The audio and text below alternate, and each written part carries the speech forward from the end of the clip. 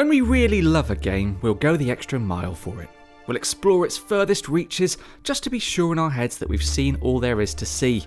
We'll read the books because we've become interested in the lore now, and so we suck out every bit of information from the world like we're cramming for some improbable exam. And when we get really devoted, we'll even slam the difficulty all the way up to relaxed. Joking, we're talking about Path of the Damned, the highest difficulty setting in Pillars 2, increasing enemy health and damage to a scary degree. Many players like to ramp the difficulty up further still by embarking on a solo playthrough, which is sort of like signing up for a marathon and then deciding to race without any shoes on. It's the ultimate test of a character build, and the ultimate declaration of love for the game. So without further ado, let's go through a few general pointers on putting together a Path of the Damned solo build of your own. And just so we're clear, this isn't about rolling a specific character, the possibilities are vast, so we'll keep it general. As 20th century literary luminary George Orwell once said of Pillars 2, all character classes are equal, but some are more equal than others. What I think the 1984 author was getting at is that when you're considering a solo playthrough, subclasses designed to buff others are going to be as much use as a swear jar at Durance's house. Not that Durance doesn't swear, I mean he swears all the time, he just wouldn't honour the arrangement, would he?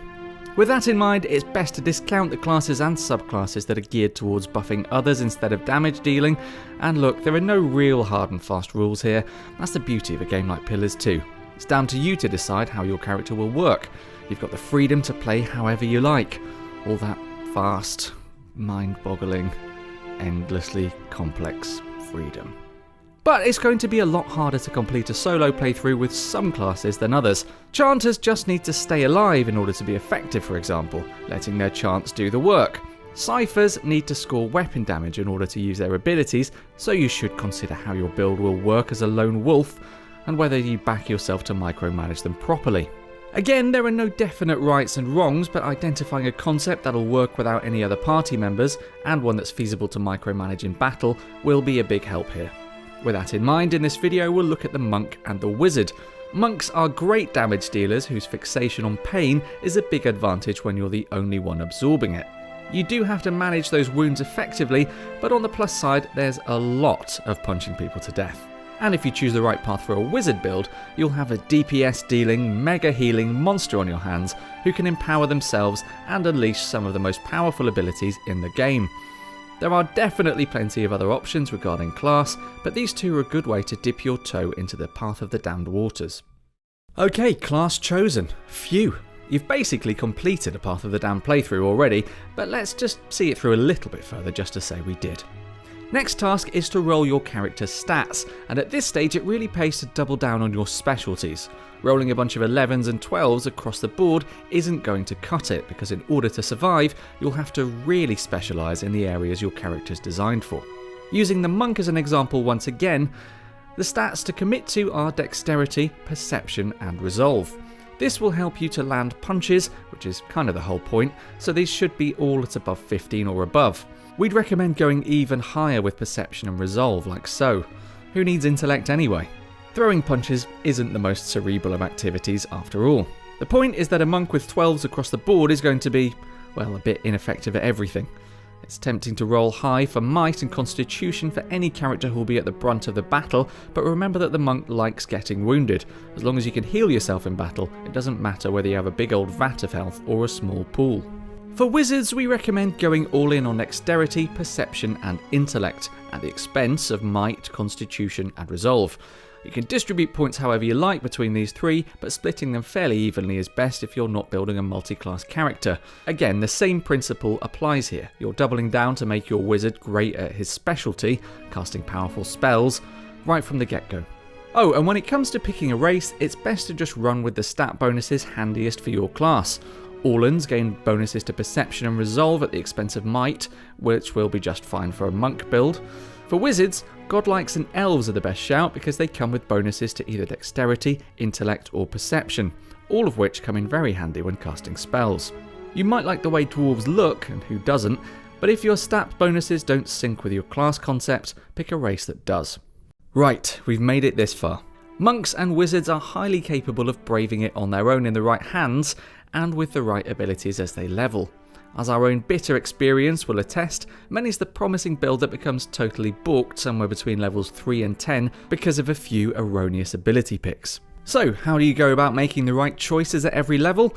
Once again, it's about sticking with a particular character concept and not getting distracted by other options. For example, if your monk's all about unarmed combat, it's not going to do them much good to gain another weapon proficiency passive at level 5, as it would to gain lightning strikes or torment's reach. A trick you'll see in most class build guides is to respec your character at level 16 in preparation for the endgame challenges, and you could do this at any merchant, providing you have the coin.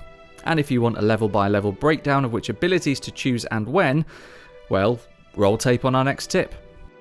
The best and brightest minds from Pillars 2 have already honed a number of brilliant character builds designed to take on Path of the Damned difficulty solo. It makes sense then, if you're looking to do this yourself, to see what's already out there. Even if you don't intend to play the whole game with someone else's build, you can learn a lot just by following the build guides and seeing how the builds tick by testing them in the field. Check out Cinti's builds on YouTube and the custom builds on the Pillars 2 Steam Community Guides page. If nothing else, you'll learn the basic principles of rolling each class and why certain classes work together in multi-class builds. And look, if you want to go ahead and just do the whole playthrough with one of these characters, unmodified, well, we won't tell anyone. Something you'll definitely pick up from the community builds is the importance of using items to bolster your existing strengths. Again, this isn't about making you an all-rounder, so don't look for items that will suddenly make your barbarian brilliant at stealth. It's about doubling down, well, tripling down really, on the key abilities you need to survive Path of the Damned. Taking that barbarian as example, the Ring of Greater Regeneration is a great shout for your stubby battle-scarred fingers because it provides +3 healing every 6 seconds, and that scales with your character. Since you already rolled them to have a high constitution and you haven't built them to be more effective at low health, it makes sense to equip an item that takes care of health for you. Similarly, a fighter or swashbuckler build will benefit greatly from the Heaven Cacophony helmet, which grants deaths more, reducing damage by 15% for a duration after every kill, and the Avenging Storm ability, which adds lightning damage to attacks. Keep in mind that bonuses stack in Pillars 2, so you can really go to town on making a few key facets of your character count. Okay, now on your way, adventurer. You'll learn nothing more from us here in this cosy level 1 village. Venture forth with your new build and show that pesky Aethus what he's up against. Just remember your old Uncle vs Evil YouTube when you're divvying up the loot, eh? We'll settle for you hitting that subscribe button and giving us a thumbs up if you enjoyed the video. We'll catch you next time.